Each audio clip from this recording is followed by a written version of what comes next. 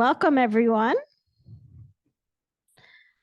Welcome to the School of Public Affairs and AU's Family Weekend. My name is Allison Jacknowitz, and I'm the Interim Dean of the School of Public Affairs.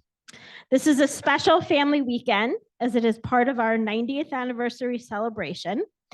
And after we are here this talk, we'll have an open house in Kerwin Lobby that celebrates our 90th with a scavenger hunt and sweet treats. And also tonight is an election panel at 6:30 in this room. And we'll have panelists from Politico, New York Times, CNN, and our own Women in Politics Institute and Sign Institute. It is now my pleasure to introduce Professor Thomas Zeitzoff. Professor Zeitzoff is a professor in the School of Public Affairs. His research focuses on political violence and political psychology. Specifically, he studies the effects of social media and exposure to violence on political attitudes, why individuals fight, and how leaders mobilize supporters for conflict or peace. His research uses survey and experimental methods drawn from social psychology and behavioral economics, along with large N analysis. He published the book Nasty Politics: The Logic of Insults, Threats, and Incitement, and you can buy it on Amazon. Finally, he was just interviewed by the Washington Post on the upcoming election and the use of negative campaigning. I'm pleased to introduce Professor Zeitzoff. Thank you. Thank you, Dean Jacknowitz. I'm super excited to be here to talk about a project that I am currently working on, that I'm writing, and I'm in the midst of, and I wish it were less topical, but I think it is fairly topical, and it's No Option But Sabotage: The Past and Future of the Radical Environmental Movement. So every semester, I usually teach a class, The Psychology of Political Violence and Terrorism. And we talk about this guy, right? The sketch on the bottom is one of the most famous sketches. I mean, for students, I say, ask your parents about that sketch. And it's the same man in the top. And that is Theodore Kaczynski, or Ted Kaczynski, the Unabomber. And he engaged in a 17-year bombing campaign, killed 3 people, wounded 20. It was one of the costliest FBI manhunts in history. And he famously had his manifesto published in the Washington Post and the New York Times. He basically wrote a letter to them, and he said, if you do not publish my manifesto, I will continue my bombing campaign. And Kaczynski was actually turned in by his sister-in-law, who told Kaczynski's brother, this looks a lot like the writings of your brother. And in the manifesto, Ted Kaczynski railed against capitalism, environmental degradation, climate change. And at the time, it was considered a little bit of the rantings of a kind of mad genius. It didn't hurt the fact that Kaczynski had been literally a math genius and one of the youngest professors at UC Berkeley. So I was teaching on this a couple years ago, and one of my students, she asked me, Professor, given all the threats from climate change, why don't we see more kind of bombings or campaigns or terrorist attacks like the Unabomber? I thought for a second, and like, many professors before me, I did not have a good answer. I just said, that's a really good question. I don't know. And so I started doing a little bit of digging, and I found out that after 9/11, the FBI labeled eco-terrorism the #1 domestic terror threat. So this is testimony that John Lewis, Deputy Assistant Director of the FBI, gave in 2005, saying that the radical environmental movement and the radical animal rights movement were the #1 domestic terror threats. There was similar testimony you can pull out in 2002. And this was puzzling to me because most of my research, in fact, has actually been outside the US.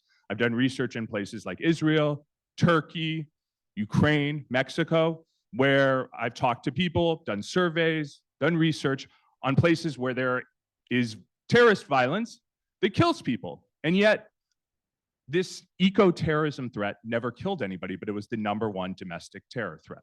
So I was like, this is interesting. This is curious. And I'm a data person. So I was like, okay, let's get some data on this. So this is data that I collected on eco-direct actions. So eco-direct actions or direct actions is a term that activists use, and it captures everything from at the lower end. This is civil disobedience, so people blocking roads, people gluing themselves to a Starbucks door, people chaining themselves to pipelines, to more serious acts of sabotage, vandalism, and even arson. And what we see is that in the late 90s and early 2000s, there's this uptick or spike in these direct actions, and then it falls pretty dramatically, and then it starts to rise a little bit again. And I promise you, we will talk about what this pink shaded region represents in my talk. But then I start thinking and then start looking at some of these actions, and it becomes, I would say, more puzzling further. This is an example of one of the actions that they talked about when they were talking about eco-terrorism. This is the Vail Ski Lodge arson from 1998 that was carried out by members of an activists associated with the Animal Liberation Front, or the ALF, and the Earth Liberation Front, or the ELF. And they did this, and they said in the communique, an anonymous communique, like a little written claim that they sent to newspapers and other people, that they did this because they were very, very, very upset at the Vail Ski Lodge for encroaching on the habitat of the lynx, right? The kind of bobcat that was that was endangered in Colorado at the time, caused over $12 million in damage. It's one of the worst kind of environmental activist acts of sabotage in US history. But nowadays, what's more typical of the movement, so I will also say, is that there were more than 200 of these arsons or use of incendiary devices or bombings that happened from the late 90s through the early 2000s. But now what's much more common are the disruptive protests like this that was carried out by the activist group Climate Defiance when they interrupted Jerome Powell, the Fed chairman, when he was giving talk in New York City in 2023. So this is curious. What happened to the movement? And it's especially curious because everything that we know, and if you talk to climate scientists, they are not necessarily an optimistic bunch, right? 2023 was the hottest year on record, right? And you can read the reports about increasing ice melt from Antarctica, concerns about the Greenland ice sheet, and that we are facing even hotter temperatures and even more effects from climate change. So there was this very kind of popular, I would say, incendiarily titled book, How to Blow Up a Pipeline, that was written by Andreas Malm, a Swedish academic and activist. I will say it's not actually a how-to book. The title is a little misleading, but in the book, he talks about and advocates for kind of mass disobedience towards fossil fuels to stop fossil fuel and fossil fuel infrastructure. And we're not going to talk as much about that, but I think the question that he raises is one that's really important, that again gets back to the question that my student asked me. He said, given the threat from climate change, why haven't we seen more intense action? Why haven't we seen a return towards the more extreme tactics that match the threat level? And if you're curious too, there was a 2022 indie thriller that was written based on that was filmed that was based on his book called How to Blow Up a Pipeline, about a bunch of kids from West Texas who try to blow up a Texas pipeline. Anyways, so this animates the two big questions of my book. The first one is, why did the US radical environmental movement decline so sharply in the early 2000s? And the second one, which one activist put to me is kind of the million-dollar question, with the threat from climate change, why haven't we seen more intense actions reemerge? So the first thing that I think is helpful for everybody in this room is to say, what do we mean by the radical environmental movement? And I'm talking about a movement or group or network of activists, right? It's been around for a while. And these are folks who don't just say, okay, we're going to lobby the government, we're going to send in petitions. What the radical environmental activists and the people I'm talking about, they favor a more contentious style of actions. So this can be anything, again, from civil disobedience all the way up to sabotage or arson to defend nature and target those responsible for harming it. So the group that's kind of the most famous and most well-known for starting this kind of activism is known as Earth First. The exclamation mark is not a typo, it's actually in their name. And Earth First was founded in 1980. And its self-described motto was no compromise in defense of Mother Earth. They supported something they called monkey wrenching, which stems from the book by Ed Abbey, The Monkey Wrench Gang, which was a novel about a bunch of people who went around the American Southwest sabotaging development projects. And I think one of the things that was really fascinating when I started digging into the radical environmental movement, especially its history, is that when we tend to think of environmentalists, we think of it as a leftist phenomenon. We think of it as people who, drive Priuses, they, vote Democratic, or even they don't vote Democratic because they're not left-wing enough. And that is not true, at least in terms of Earth First. Within Earth First, there were really big divides, right? So there were some people who were the social ecologists who wanted to connect environmental degradation to the oppression of humans, and they were called social ecologists. They said, what's happening in the environment is connecting to what's happening, in our cities and other places, and we need to fight for all of that. On the other side, you had people who were the deep ecologists.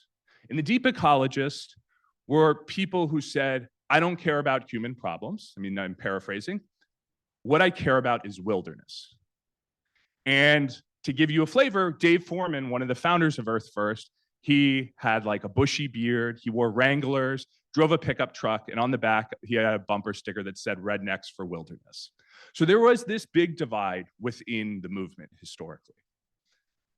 And this started to change in the early 90s. And these ideas of total liberation and green anarchism, which basically took those ideas of social ecology, right? Connecting the oppression of humans, oppression of animals, capitalism, environmental degradation, and said we have to stop it. And they viewed it and took it through an anarchist lens. Okay, it's not that anarchists don't organize, they just maybe would say they organize differently.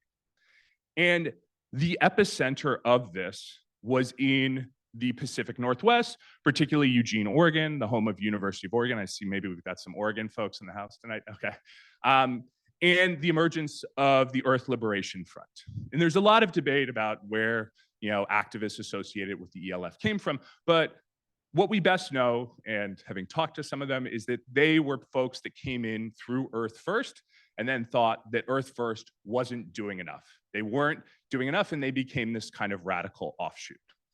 Another group that's very important is the Animal Liberation Front. And as you can see from their logo up there, until every cage is empty, with a pair of giant wrenches to basically take down cages. The Animal Liberation Front is also militant, but is focused on animal rights. And anti-fur, they were engaged in animal releases, sabotage of animal testing. If you talk to any academic who's did any sort of research with animals, they'll say, get those people away from me. I don't like them because they've targeted a lot of academics and universities. The other thing that was going on, particularly in the Pacific Northwest, was this hardcore straight edge punk scene. So I grew up actually in Austin, Texas. Yeah, long time ago. I was a little punk kid, not like a punk, like I was annoying. Maybe I was. You can ask my parents. But I definitely went to punk shows, and I had friends that were in the straight edge scene. And the straight edge scene, no alcohol, no drugs, right? And there was even a more kind of straight edge scene where they were vegan. And at these shows, a lot of people and groups were tabling for the Animal Liberation Front, publicizing actions. And there starts to be this kind of merger of the animal liberation scene and the environmental liberation scene, and it's happening in the Pacific Northwest. And these groups, the Animal Liberation Front and the Earth Liberation Front, true to their anarchist ways, they did not have leaders. They were leaderless resistance movements. So that meant that if you wanted to carry out an action on behalf of either of these groups, you could. You didn't have to sign up. You didn't have to get a membership card. You didn't have to be part of an organization, as long as you adhere to their rules, which were generally, one, do as much harm to those that are causing harm to animals or the environment. Two, don't harm living things. And three, publicize your actions and say kind of why you did it. So the data sources that I am going to show you guys today, so some of those are that graph that I showed you from the beginning, which is data on eco-direct actions in the US from 1995 through 2022. These are over 1,300 events, right? These are both animal rights and environmental rights motivated. They're drawn from news sources, databases, social media. I read through old Earth First Journal archives, which is kind of wild. It's interesting, you can check them out. It includes bombings, arson, sabotages. There were several shootings, and I'm happy to talk to you guys more about those. Those were specifically the El Paso shooting and the Buffalo shooting, even though those were carried out by right-wing folks. In the manifestos of both of those shootings, they talked about how they believe that environmental degradation, overpopulation, and particularly overpopulation of non-white people, was a problem. And we're going to talk, and I'm happy to talk in the Q&A about this so-called eco-fascist kind of ideology that's sort of the ugly stepchild of the radical environmental movement that people don't want to talk about. I also carried out surveys. I asked people, what kind of tactics do you support or oppose activists to use? And I have 3 surveys. So one is a nationally diverse sample, approximately representative of Americans. And then I carried out a similar survey of young Americans, those age 18 to 29, because there's some evidence, and I have it, and other people have it, that young people are much more concerned about climate change because they're the ones that are going to have to live with the consequences of it. And finally, I was able to actually survey a group of veteran activists. So these were actually people, many of whom had been involved in the movement for a while, been involved in civil disobedience. Many of them had been arrested, and get their thoughts on which tactics they thought were acceptable. And then finally, I did in-depth interviews with activists and experts on this. So the vast majority of my interviews were done with both former and current activists. And I just want to pause here and say a little something about interviewing activists. So interviewing activists, particularly those that have engaged or may engage in illegal activity, was tough. It was really, really tricky. Not surprisingly, they're very suspicious of, what are you going to do? Why do you want to talk to us? So what I ended up having to do is I ended up interviewing and reaching out to people who were kind of more public-facing parts of the movement. And then when they saw that I wasn't going to do something ridiculous or that I wasn't a law enforcement informant, that they would then put me in touch with other people. And that's how I kind of built up my sort of network of interviews, was through referral. And it was necessary because as I went along an interview, I had some very interesting experiences. So the first time I Zoomed and chatted with a Portland-based activist. I said, hey, I'm really excited, ready to talk. I just want to remind you, I'm not recording anything. I'm just taking notes here. And the person said, okay, before we even start, I need to see your faculty ID. Hold it up to the camera. And I was like, oh, okay, sure. Here it is. And the person said, great, okay, we're good. And I said, can you clarify what that was about? And the person said, yeah, sure. I ran a background check on you. Just wanted to make sure you were who you say you were. And I was like, okay, well, ready, I am. And actually, when I went to the Pacific Northwest in May, I met up with them and they laughed about it and they said, never can be too careful. Another person who I ended up talking to also when I went to the Pacific Northwest this past spring. So this person is a movement lawyer. They've defended a lot of activists in the movement. They have been around since the Green Scare time, which we'll talk about. And they were super helpful, and I ended up getting the interview with them through other people referred me to this person, to the lawyer. And I said, great, so I'm going to be in town in these dates. And the person responded and said, great. FYI, the address for our place is actually not the address. Here's the real address. Don't give it out to anybody. And I said, okay, I won't. And then I sent a Google Calendar invite. Immediately, the person responded back, we don't use Google products. We don't trust them. I have it in my calendar book. Don't tell anybody on your devices. And I said, okay, all right, fair enough. So the question, I will say, is definitely suspicious. Are they paranoid? And that's something I want you guys to think a little bit about, because I've interviewed a lot of people in a lot of different places. And one of the things that I would always tell my wife is the environmental activists I've talked to are more suspicious than people I've interviewed, Israel, Ukraine, Mexico, all these things. And whether that is a part of the movement. And it's going to become clear maybe where that part of the movement came from, because we're going to talk about what happened to the movement. So one of the key things that happened to the movement is something called Operation Backfire, which lasted from 2004 to 2006.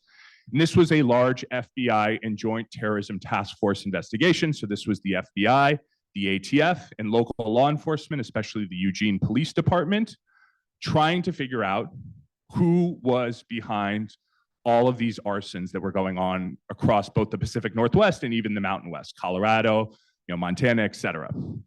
And they focused on this group of activists who they menacingly dubbed the family, like Charles Manson, or like somebody even said, yeah, like we're a mafia family. Come on, we're anarchists. We can't do that.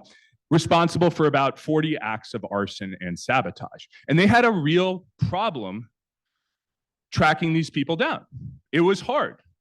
They said, I talked to somebody who was in the Eugene Police Department who was heavily involved in the investigation. They said these people had good trade craft. They wouldn't leave fingerprints. They wouldn't use, identifiable equipment. They wouldn't talk to other people about what they did. We couldn't figure out who it was. But then, and we'll talk about this person, they started and got a lucky break with somebody named Jacob Ferguson, who had a pretty bad heroin habit and turned out to be linked to a lot of other people. They knew that he was active in the community. They started putting pressure on him, and eventually they got him to wear a wire.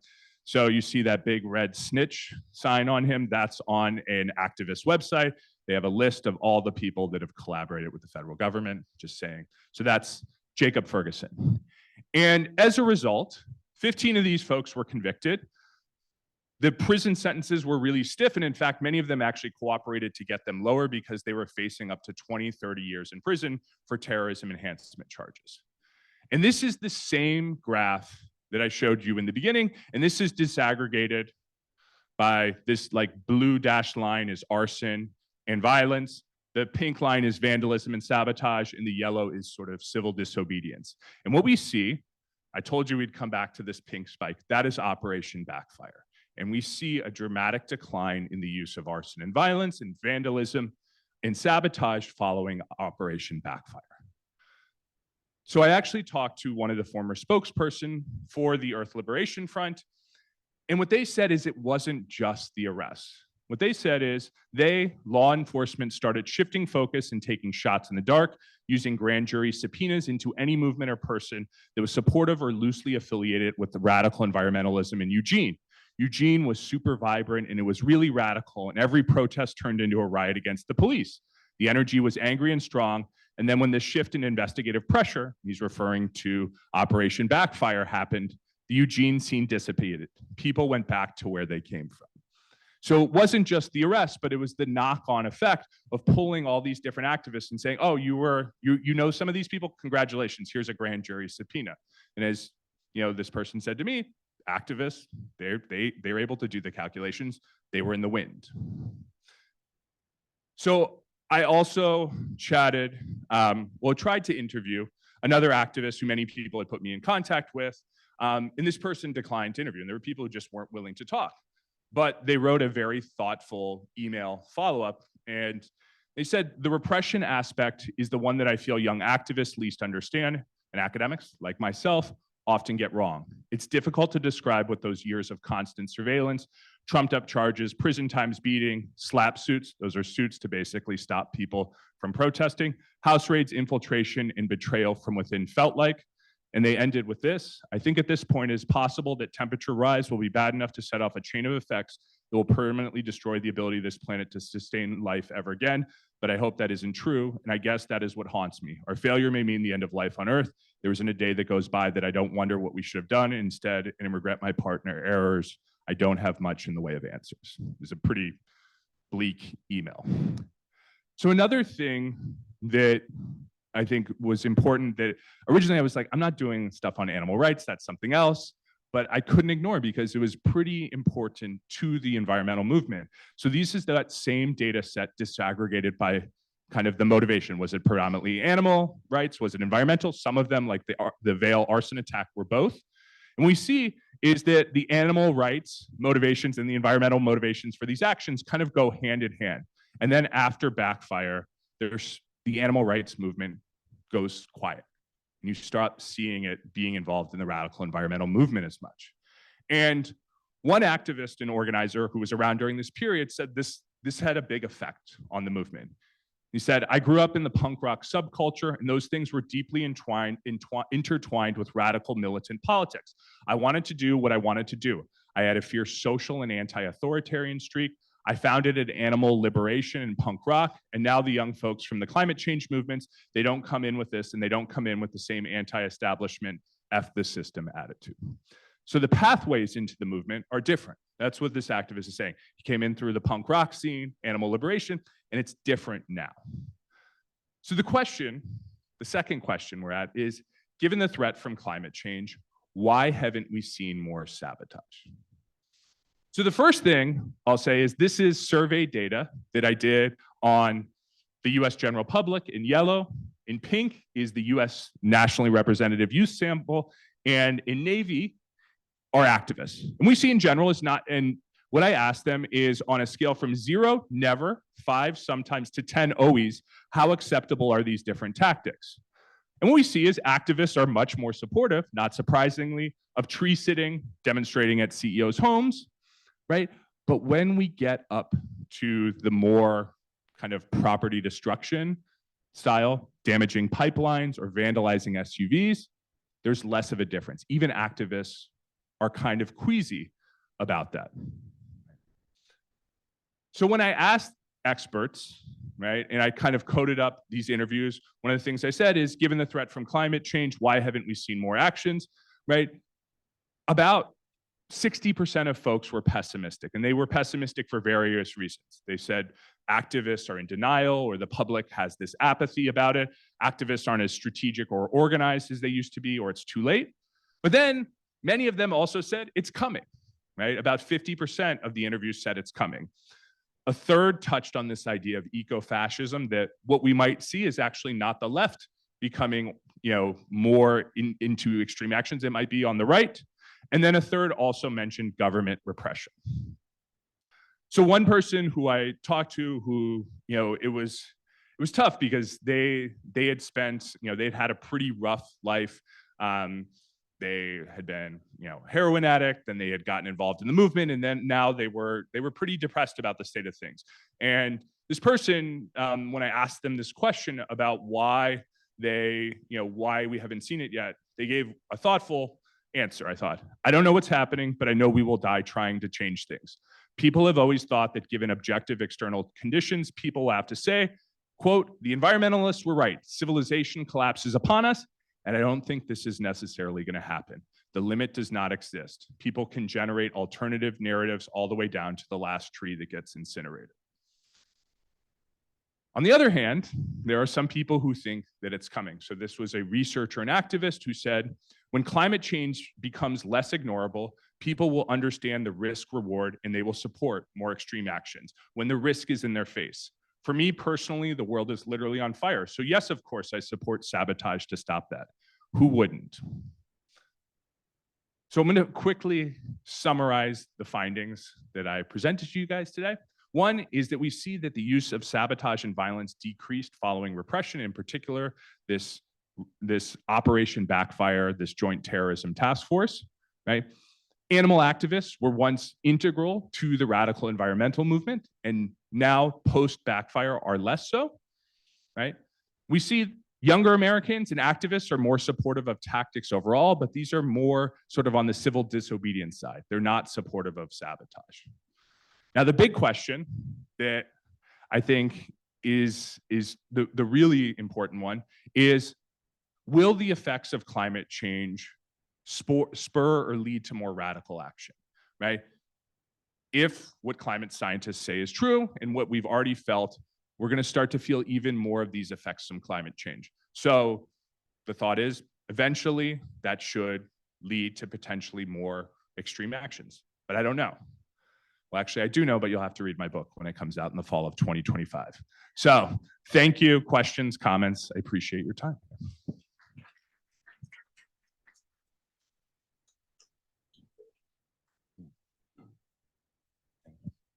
Anybody? Yeah.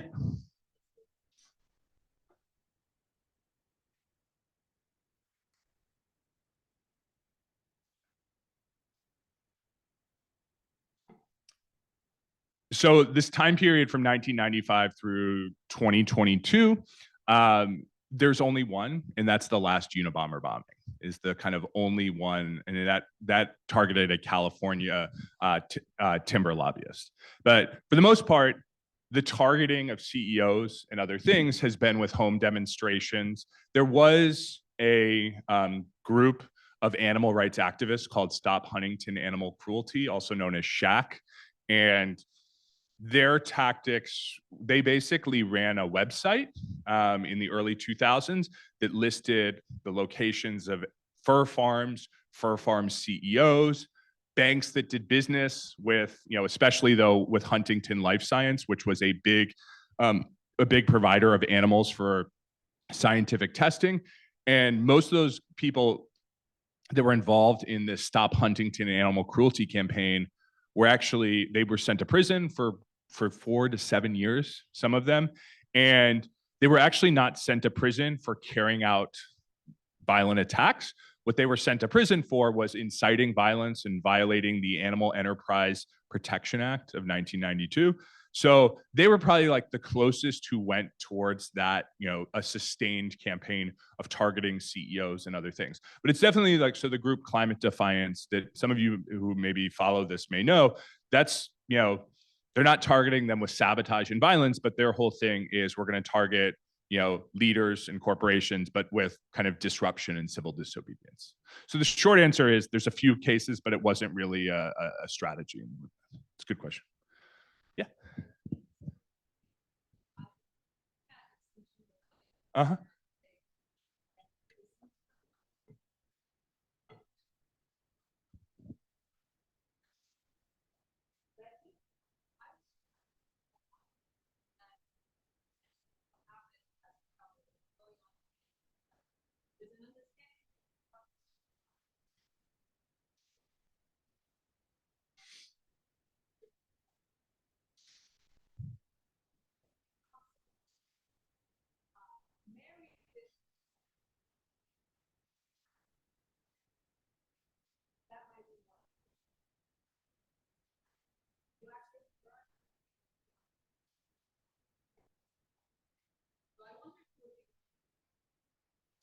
So that's definitely like one hypothesis that people say is that, well, the reason why they don't do it is because it didn't work. And we now know the keys, right? In fact, somebody who, reviewed when I was putting this proposal said, well, yeah, the answer to your second question is obvious. We don't need to do that anymore. It's civil disobedience. We've unlocked the keys to that. I think, that may be part of it. But I think the activists themselves don't necessarily see that. I think there is a huge debate happening among activists that are saying, okay, we're trying the disobedience, the civil disobedience. Is it working? Is it fast enough? I mean, I think there's a lot of debate about that. I mean, I do think the prison sentences are a real deal, right? I mean, one of the biggest things that's happened, and The Guardian has covered this too, is that a lot of the protests, like blocking traffic and other things, have now been like, it used to be like a misdemeanor, and now these are, serious prison time that people are facing. So there was a big protest down in Atlanta related to the police training facility that protesters dubbed like Cop City, and people who engaged in kind of classic forest defense, and there were a lot of environmental folks and radical environmentalists who were down there, right? Many of those people are facing like RICO charges, like pretty serious, like domestic terror charges within the state of Florida, or in the state of Georgia, excuse me. And even the people who raise bail funds for them were actually charged, which is something that that will probably hopefully get kicked out because that's very unusual. That's criminalizing bail funds is a really kind of scary thing for people who talk about the First Amendment. The prison sentences are definitely something that is concerning a lot of folks. But I don't think activists know the answer. I mean, to give you an example is that many of the people who I interviewed, right, they went and actually saw and they held movie screenings for How to Blow Up a Pipeline, the movie, the dramatic film portion of it. So it's definitely something that people are talking about. And I think there's a lot of questions as to, the risk reward, is it happening, if it will or not, right? So I don't think it says, this is an answered question. I don't think so. It's a really good question. Yeah.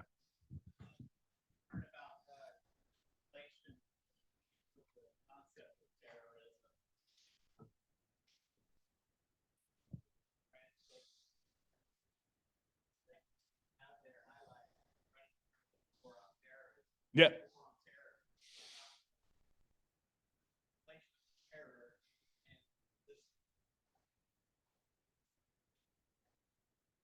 Yeah, so this is something I like talked with my students about. I said, "Do you think this is terrorism?" And property destruction, not harming people, but property destruction. And there was like 50-50 split, right? There were some people who were like, well, you're intimidating people, you're threatening their livelihoods, fires can be really bad and can scare people. And other people were like, it's property destruction, you're not harming people, right? There were groups like, the anti-abortion Army of God, or Oklahoma City that, and some of those things that were killing people that was going on. So how does this get to be the number one domestic terror threat? And so 9/11 is definitely part of it. And then I think the other part of it is particularly they were targeting, timber lobbies, right? The Vail Ski Lodge, especially like Huntington Life Sciences and pharmaceutical companies and banks. These are people that, are not without means to lobby the government and other things. And so I think the people that they targeted were also very well organized and said, okay, you're going to do this. Well, then here's a bunch of bills that are going to be passed that's going to make what you're doing face much more serious consequences. And the terrorism label, as they said after 9/11, right? There's like the Sierra Club like president who's having to be like, do you defend or support, the ELF actions, right? And they're like, we don't agree with, and so it's putting them in kind of this tough place, especially after 9/11. Nobody wanted to be called a terrorist, and a lot of the people I talked to and interviewed said, yeah, it was bad. Like I'm not in the same ballpark as people blowing up buildings and harming people, but we were called the same thing. It's a good question. Yeah.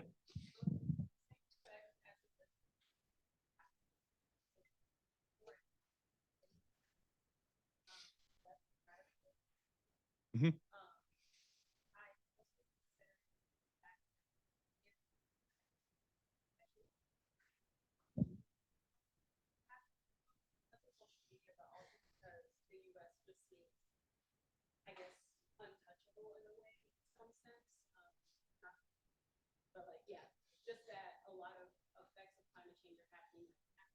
Mm-hmm.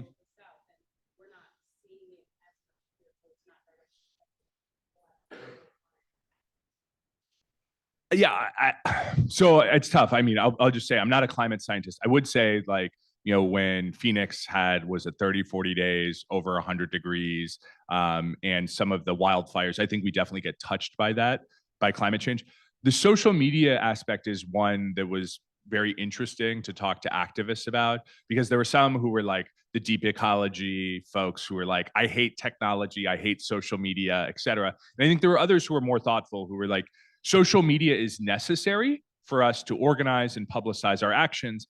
But the problem is if you organize over social media, yeah, I can get a lot of people out to maybe a protest, but I don't have the depth of ties that, spending a lot of time being in close contact. So I have this broad, but maybe weak movement where people are like, maybe I'll protest, or maybe I'll go hang out with my friends. Whereas at least what was happening in the Pacific Northwest in, the late 90s, there was neighborhoods, there was this whole incubator for kind of a broader scene, and that's not the same anymore. And as somebody said, also social media, if you publicize yourself doing something illegal, even if you're wearing a mask, but you're wearing a bespoke shirt from Etsy, the police are going to find you, and that's a problem. Yeah. Oh, sorry.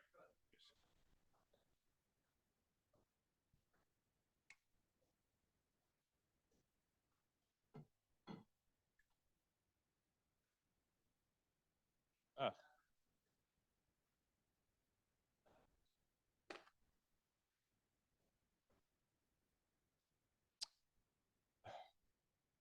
so it's a good question, right? I mean, I think the right wing, and that was something that I wasn't aware of until I started digging into it, is that the history of the environmental movement is actually pretty gross in the US in a lot of ways. So Madison Grant, like one of the people who founded the national parks and was integral in saving the American bison and Yosemite, he wrote The Passing of the Great Race, one of Hitler's favorite books, right? And there is all sorts of eugenics kind of stuff, especially when conservation was taking hold in the early 20s. Even Paul Ehrlich's like very famous Population Bomb, if you read it, he's not talking about overpopulation in New York City. He's talking about overpopulation in Delhi, and he has these pretty awful depictions of what's happening, and it's mostly worried about overpopulation in the third world. Um, the kind of far right impulses. I mean, so Dave Foreman, one of the founders of Earth First, like famously was an avowed anti-immigration activist. And one of the other sort of dirty secrets, and when you say secrets, an open secret, is that John Tinton, who was in this like population bomb, zero population growth nexus in the early 70s, he was actually president of Zero Population Growth. He goes on to found all sorts of anti-immigration groups, the Center for Immigration Studies, Foundations of Americans for Immigration Reform. So Stephen Miller, Trump's chief kind of anti-immigration person, comes out of these networks. So there is like a really weird like kind of underbelly that some environmentalists don't want to talk about or acknowledge. In terms of places where there has been, there have been several mass shootings. So the Oslo attacks in 2011 from Anders Breivik, the Christchurch shooting, the El Paso shooting, the Buffalo shooting in 2022. In those manifestos, they all alluded to the fact that overpopulation, and again, overpopulation of non-white people, was a threat. And it was part of this great replacement ideology. What I would say personally is that I think that the sort of environmental arguments are not core to many of these things. It's more of a fig leaf for we don't like people that don't look at us. And here's another reason why, right? But that's not to say, I think in Europe there have been more issues with this, because part of the far right in the US, one of a core tenet is that climate denial is kind of a global conspiracy. So it's hard to get people rallied around that. But it's a really good question. Yeah.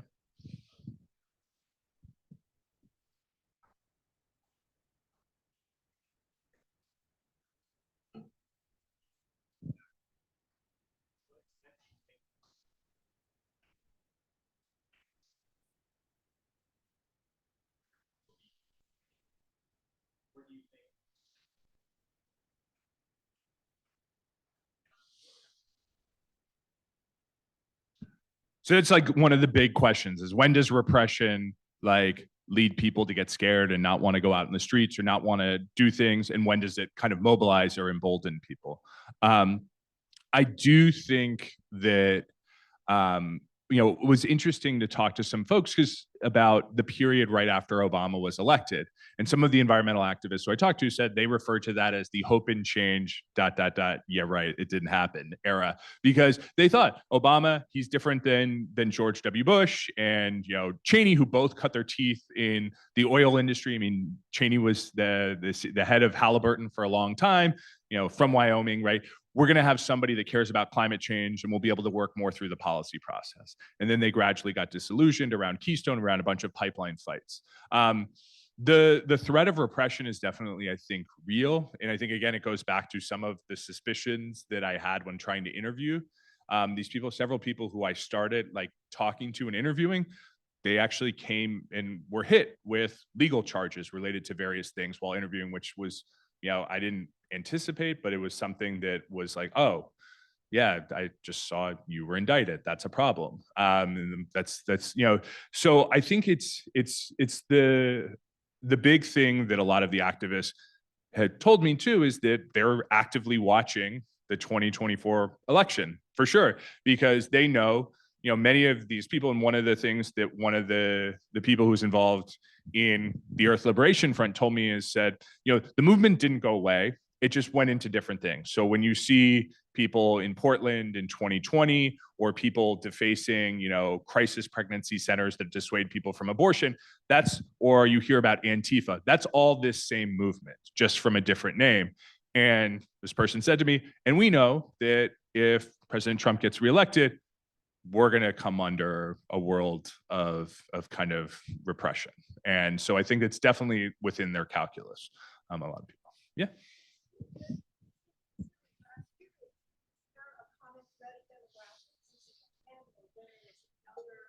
Mm-hmm. Yeah, that's a really good question. So like in the past, it was dudes, white dudes, like a lot of white dudes in the movement. That was, the Pacific Northwest, pretty white, and the movement itself was white. Younger activists, it's much more diverse. And I think it also, because some of the younger activists who I've talked to have come in through like Greta Thunberg, Fridays for the Future, Youth Climate Strike, and they're connecting, climate justice to racial justice. And so it is like a different sort of demographic. I think, the thing that, again, that was kind of interesting to see is that, like, when I would ask people how they would like to be identified, and so the people who said like climate activists, I'd be like, okay, I know you're from a younger generation. The people who said like radical environmentalists, okay, you're from a certain generation. And then the people who said they're a conservationist, it's like, oh, you're on the right of things. And so there was a little bit of that, but definitely there have been like changes within the movement as these waves, because it's the pathways into the movement, right? The people came in through the punk rock scene in the Pacific Northwest look different than maybe the people that came in through the Dakota Access Pipeline protests or other things. It's a really good question. Yeah, sorry. Yeah.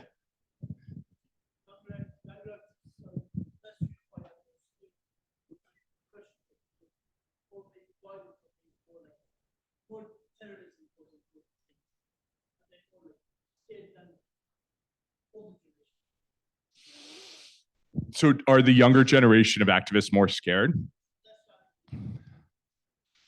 I mean, for sure, like, I think what happens too is like this institutional memory of like people who were in the movement who saw their friends or people they looked up to face 20 years in prison, or there's a lot of prisoner support groups for these people, right? It definitely scared people. I did say, there was one person who I got him to Zoom into my class this week, who was a former activist with the ALF, the Animal Liberation Front, and he hated the term the green scare, right? And he has a different viewpoint, I think, than a lot of people, but when he was talking to my students and they said, were you scared about repression or anything? And he said, the only thing I regret is that I didn't do more and I didn't realize how easy prison was. And he said, well, which, I mean, he's a little, that's that. I would say that's his kind of MO, and some people thought he was posturing, but he did say, and I think he put it at a point, is that the green scare, in some sense, like he said, the federal government could never have had better advertising for repression than what activists themselves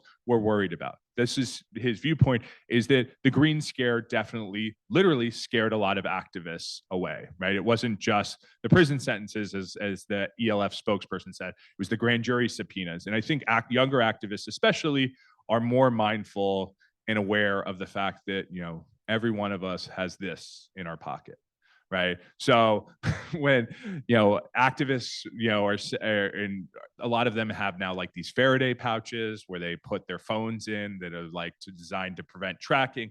And there are a lot of things like the security culture is a very big part of that. And it's a response, but yeah, it's definitely something that people talk about. Yeah.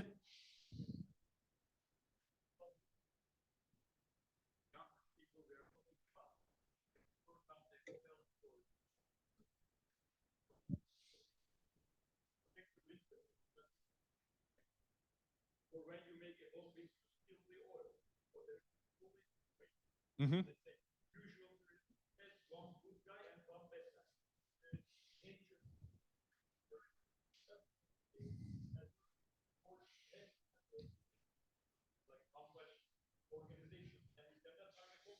Yeah.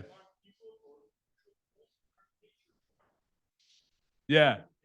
Like kind of the knock-on effect of some of these tactics. Yeah, I mean, one of the things, like I would say one of the most surprising things that happened was, again, when I was interviewing this former detective in the Eugene Police Department who was heavily involved in Operation Backfire, and I asked him his thoughts on, the people he arrested and the movement more generally. And he started out saying something that I was ready for. He said, the Earth Liberation Front and all those activists who engaged in, arson and incendiary devices, they deserve what they got. Arson, I will never forgive. He said, but the people who in the old growth forests of the Pacific Northwest basically blockaded and prevented logging and did civil disobedience, he goes, back then I thought they were crazy. They're blocking the timber industry. He goes, now I have a ton of respect for them. He goes, I like to hunt. I like to be out in the forest. And they're the reason we have old growth forests in the Pacific Northwest. So that was, again, something, maybe that goes to the tactics story, but it was also something that was very unexpected. I was like, oh, and when I told activists, they go, oh, he said that? No way. No way. Right. Any other questions? Yeah. Mm-hmm. Mm-hmm. Mm-hmm.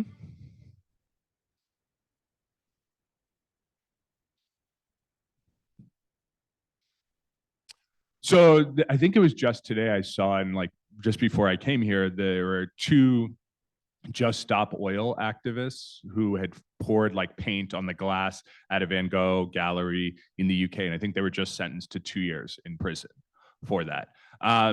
And it's funny because I have conversations. I become friendly with some of the people I interviewed, and when that happened, I asked them, what do you think of this kind of tactic to draw attention, like the Stonehenge, where they sprayed like water-based paint on Stonehenge? And their response, I would say was, this is ridiculous. Why are you going after art? It's not responsible for any of this. Go after a golf course. It's a bigger environmental problem or something like, but art has nothing to do with this. So that I think is definitely right.